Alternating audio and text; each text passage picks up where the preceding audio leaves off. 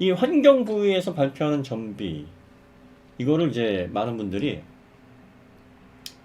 결국 이제 공인전비라는 표현을 썼는데 이 공인전비가 혹시 어디에서 공인하는 전비인지 알고 계시나?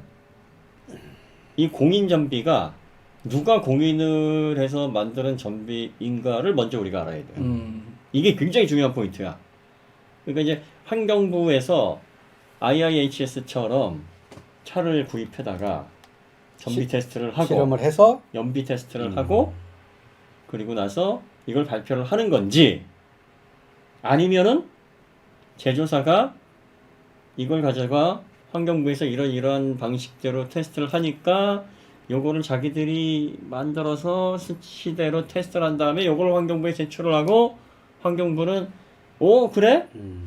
하고 요거를 이렇게 오케이 그럼 이걸 공인전비라고 명시를 하도록 승인을 내주는 건지 우리나라 전비가 사실은 미국 기준으로 정평가를 한다 그래요. 거의 뭐 건너온 게 그래서 미국에서 나서 FTP 7호를 사용을 한다고 하는데 그 FTP 7호를 기반으로 해서 시내 전비 그 다음에 HWFET라고 해서 이거는 고속 전비예요. 이 두 가지 규격을 쓰는데 이거 다 미국에서 쓰는 겁니다.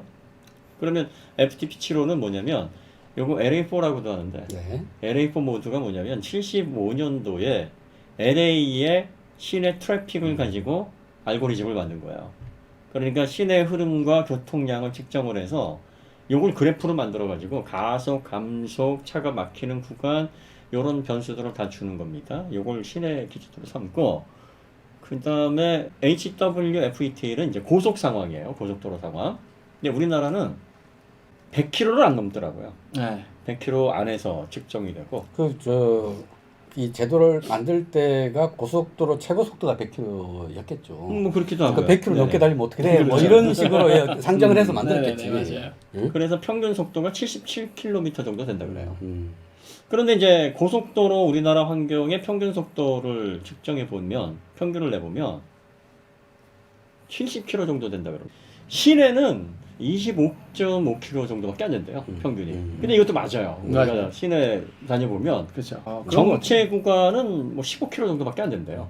그러니까 실질적으로 우리나라 환경부에서 제공하는 그 평균 속도가 거의 맞아요. 우리나라 환경에는. 그 다음에 이제 요거를 테스트할 때 도로에서 하는 건 아니다. 왜냐하면 도로는 계절에 따라서 또 교통 트래픽에 따라서 주행 환경에 따라서 편차가 너무 많으니까 다이노에 올려서 측정을 하는데 요걸 이제 실제로 도로를 주행할 때 생기는 부하를 속도마다 상정을 한답니다. 실제 그 차를 주행을 해서 일정한 속도에서 감속을 시킨 다음에 구동 저항과 공기 저항 요 두 가지가 어떻게 생기는지 속도를 얼마나 감소를 하는지를 측정을 해서 매 속도의 감소마다 그 값을 집어넣는데요. 그렇게 되면은 다이노에서 저항이 없이 돌아가더라도 이 값이 보정을 해주는 방식으로 잡히게 된다고 합니다. 그 다음에 이제 또 그래도 이제 여러 가지 오류가 생길 수 있으니까 최종적으로 나온 결과에 0.7을 곱해서 또 그렇죠. 보정을 하는 거예요. 근데 유럽은 그렇게 하질 않아요. 유럽은 NEDC라는 걸 예전에 썼고 맞아요. 최근에는 WLTP를 쓴단 말이에요. NEDC와 WLTP 차이가 속도가 좀 높아졌어요. 측정 속도가. NEDC는 120km까지만 측정을 했는데 WLTP는 131km까지 측정을 합니다. 그리고 FTP 7호하고 요 시내의 이 패턴이 알고리즘이 달라. 유럽은 또 유럽 나름대로의 스타일이 있으니까. 그 다음에 HWFET로 우리가 고속 주행하는 것도 훨씬 더 평균 속도가 빨라요. 아무래도 이제 뭐 독일 같은 경우에 뭐 아우토반도 있고 뭐 흐름이 거기는 우리보다 더 좋다라고 아마 평가를 하는 것 같아요. 그 다음에 0.7 보정을 안 해요. 0.7 보정을 안 하니까 WLTP에서 전비가 잘 나오는 이유는 일단 제조사가 WLTP의 규정을 가져다가 측정을 한 다음에 0.7 보정을 안 하고 거기에 나온 수치 그대로를 내는 거고 그 다음에 알고리즘 자체가 우리와는 좀 다른 정체 구간보다는 고속 주행에 조금 더 초점이 맞춰져 있어서 전반적으로 전비가 잘 나옵니다. 그러면 미국 기준이나 환경부 기준이나 또 유럽의 WATP 기준이나 다 그런 뻥연비냐?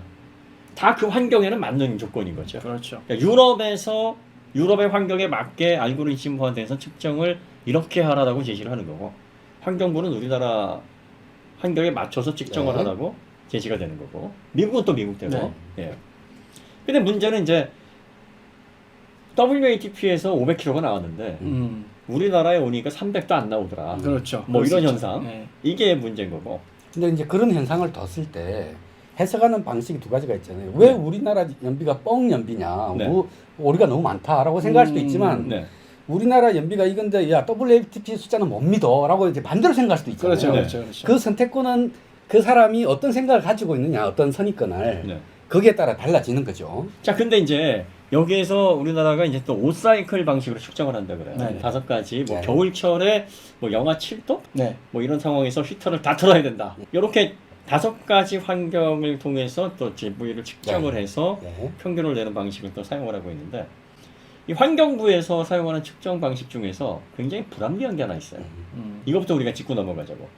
그 불합리한 것 중에서 이제 겨울 전비 측정하는데 뭐가 불합리하냐면 히터를 맥스로 튼대요. 네, 맥스로. 맥스로. 차에 설정된 네. 맥스 네. 최단으로 최대 튼다. 치를 틀어. 네.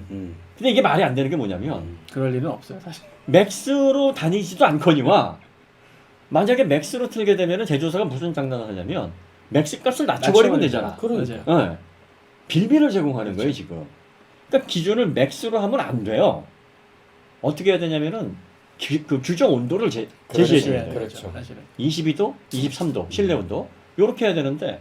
그러니까 외기 온도 예를 들어 아까 마이너스 영하 6.7도면 네. 외기 온도 영하 6.7도에서 실내 온도가 22도가 될 때의 정상 상태, 네. 그걸 유지하는 조건에서 그렇지. 네. 그렇죠. 전비를 재야지. 그런 네. 식으로 해야 되죠. 다른 독일 브랜드나 수입 브랜드는 최고가 하이예요. 하이로 올라가. 네.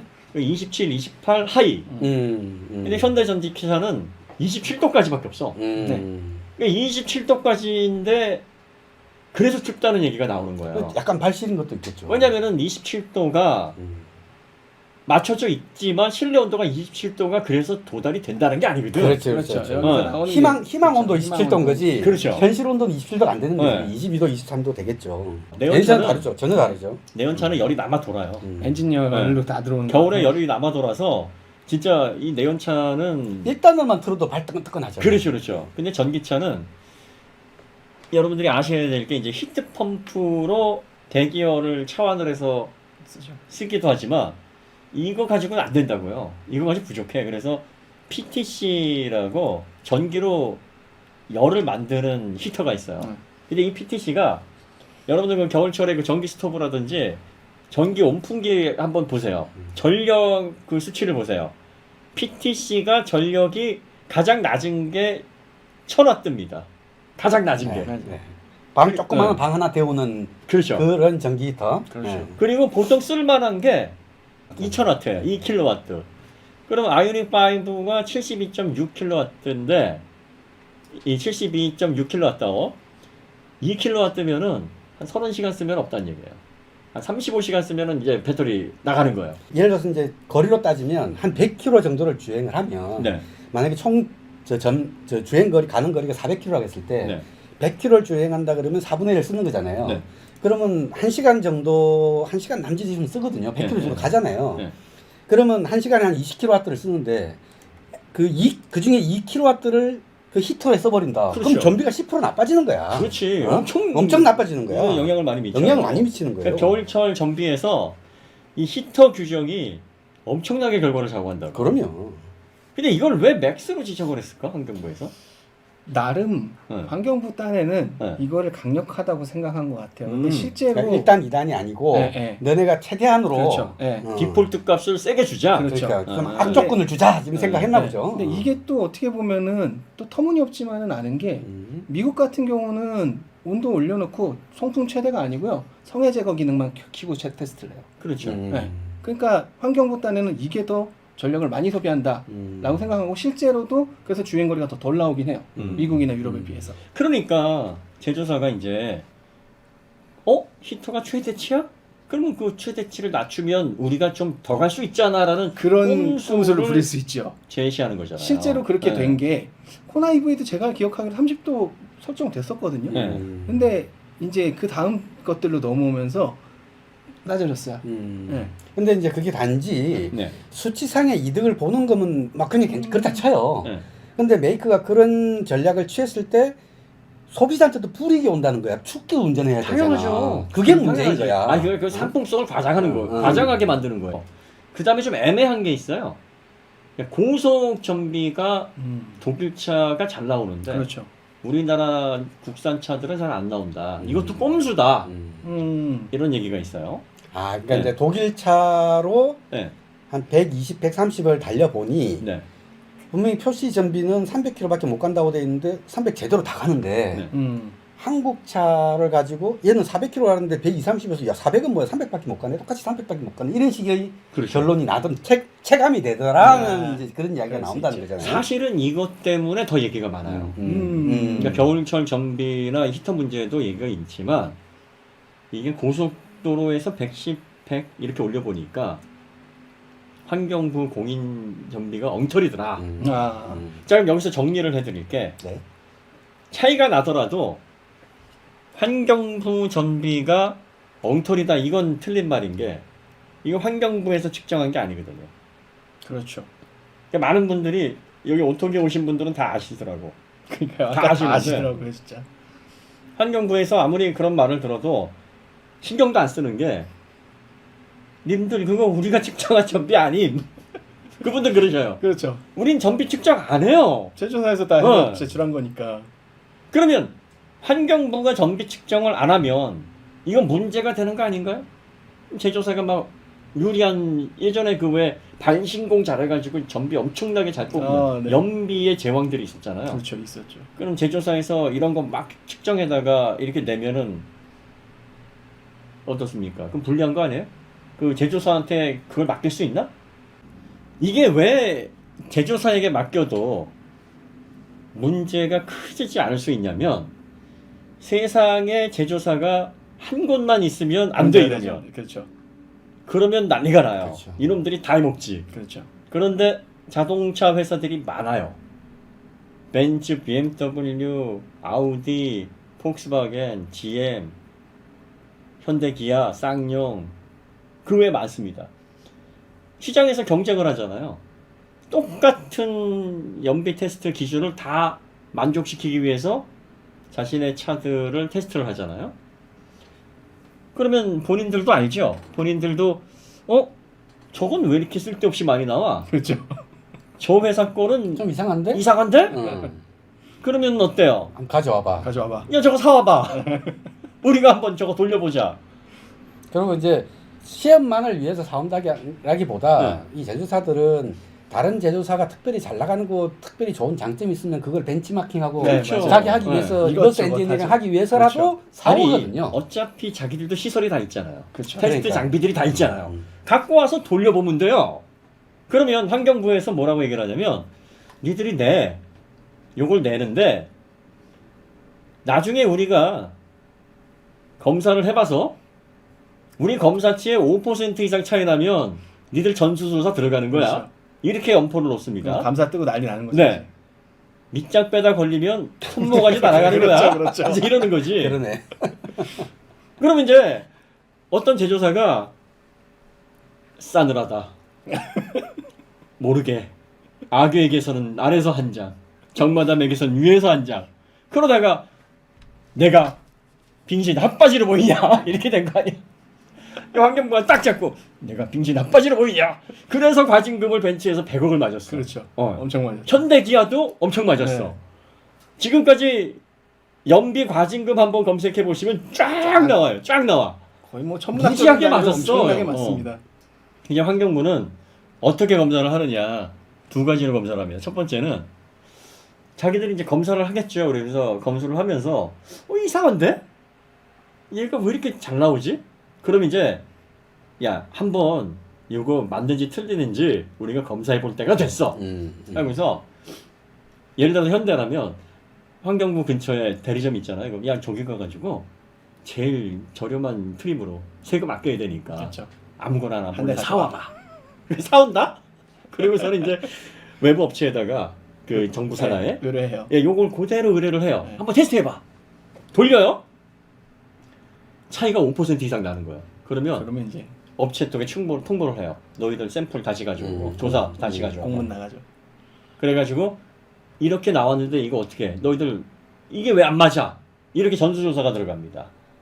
그리고 나서 혐의가 인정되고 뻥 전비나 뻥 연비 근거가 잡혔다. 과징금이 이제 두드러 맞는 거죠. 네. 이제 그때부터. 그때부터 손모가지 날아가는 거야. 실제로 구속된 사람도 있어요. 그렇죠. 있어. 네.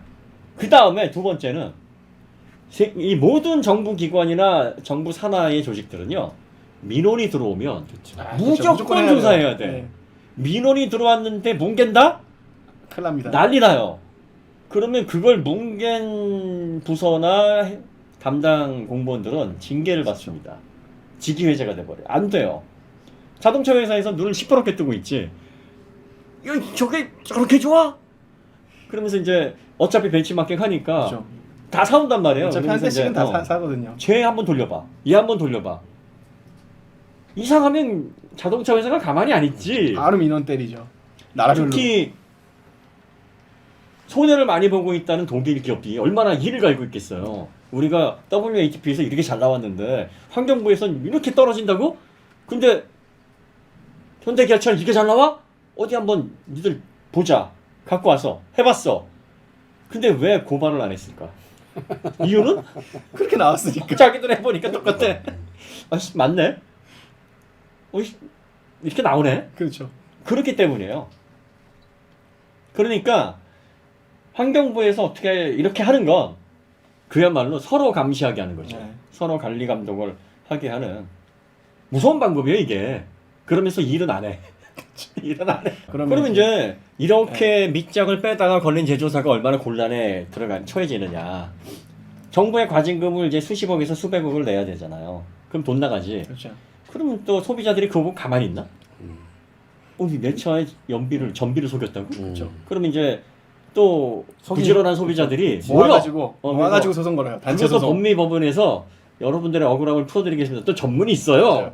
그러면 집단 소송을 또 해서 또 보상을 받으니까 이래 돈 나가고 저래 돈 나가고 이걸 왜 하겠냐 이거지. 그러니까 제조사들이 생각보다 바보들이 아니에요. 왜 우리가 제조사에서 불합리하거나 좀 이상하고 이번에도 드럼 브레이크 얘기를 많이 다뤘는데 그때마다 나오는 말이 이거예요. 폭스바겐 엔지니어들이 님보다 더 똑똑할걸요? 더 잘할걸요? 더 기술이 많거든요? 다 생각하고 하거든요? 이렇게 말씀하시는 분들이 많아요.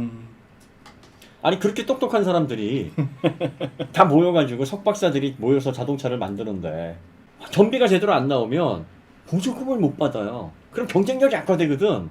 그리고 표시 전비가 떨어지니까 그렇죠. 이게 공인 전비, 공인은 자기들이 하는 거고 에너지관리공단이나 환경부에서는 표시만 하는 거예요. 그래서 그렇죠. 표시 전비라고 나와 거기 공인 전비라고 안 나와. 네. 그러니까 공인 전비라고 표시하는 건 제조사 공인 전비예요. 예. 그러니까 그들이 이 전비가 제대로 안 나오면 상품성이 굉장히 떨어지는 걸 알기 때문에 이 똑똑한 사람들이 가만히 있을 리가 없거든. 그렇죠. 아니 그리고 자동차 회사들이 자동차를 얼마나 많이 만들어서 출시를 해요. 전비 테스트를 얼마나 많이 했을 거야. 도사들 아니야. 전비 그렇죠. 테스트하는 도사들. 환경부에서 문제가 있거나 자기네들이 불이익을 당한다고 했을 때 그들이 가만히 있겠냐는 거지. 어때요? 말이 안 되죠? 가만히 있을 리가 없죠. 근데 가만히 있어. 그들이 왜 가만히 있을까? 그게 맞으니까. 맞으니까. 이걸 생각하셔야 돼요. 우리가 항상 생각할 때는 이 생각을 좀 포괄적이고 거시적으로 해야 됩니다.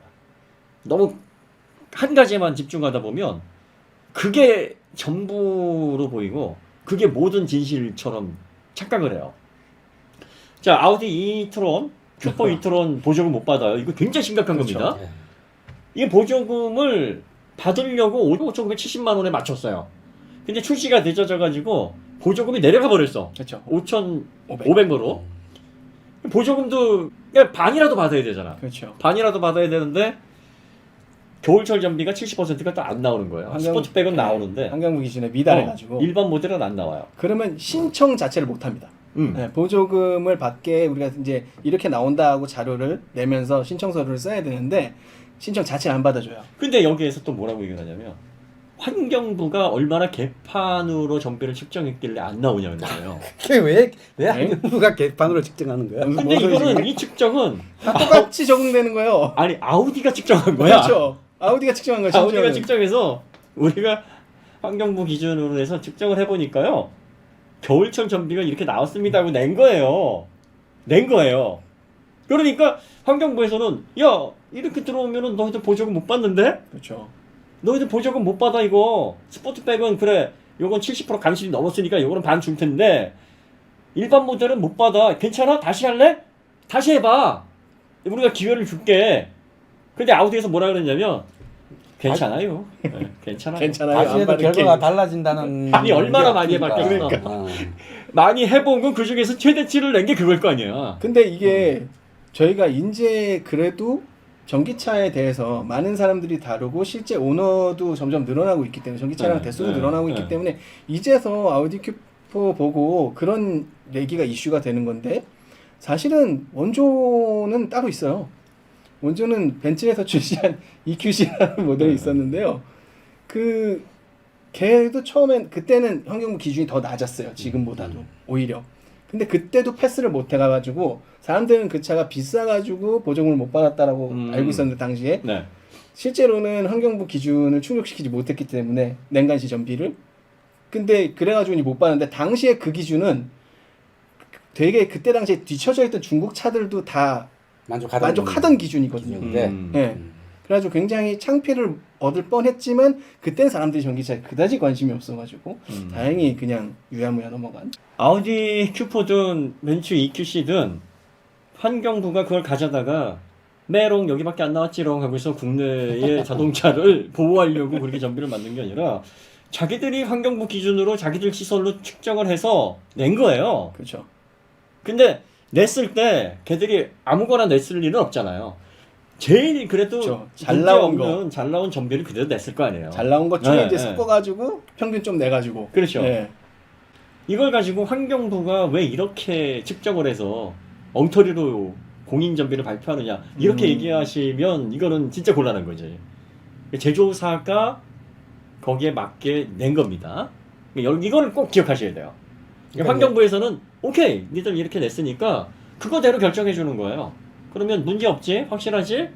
나중에 밑장 빼다가 걸리면 손모가지 날아가는 거 알지? 그렇죠. 네. 그러면 그럼 요거대로 보조금 집행하고 요거대로 근거 삼아서 너희들이 표시할 수 있게 우리가 승인해 줄게. 그 에너지공단에다가 요거 표시해서 올린다. 요렇게 되는 거예요. 이렇게. 그 제조사는 고민하겠지. 아 이거 조금 더 올릴까? 그러다가 내부에서 그러다가 그렇죠. 작게 기나다가고 손모가지 아기 오한마질 당했는데 네. 빨래질 당했는데 그렇죠. 그거 안돼 하다가 아 그래 이거는 뭐 이 모델은 이번 생은 틀렸다 다음 생을 아우디 Q4가 그래 이번 생은 틀렸어 그렇죠. 다음 생을 기억하자 이렇게 된 거예요. 이걸 여러분들이 이제 여기 오토에 오신 분들은 다 알고 계시지. 자 독일차가 대체적으로 고속에서 전비가 잘 나오는 이유는 그리고 우리나라 환경부 기준에서 전비가 안 나오는 이유는 첫 번째 설명 잘하시는 분으로. 첫 번째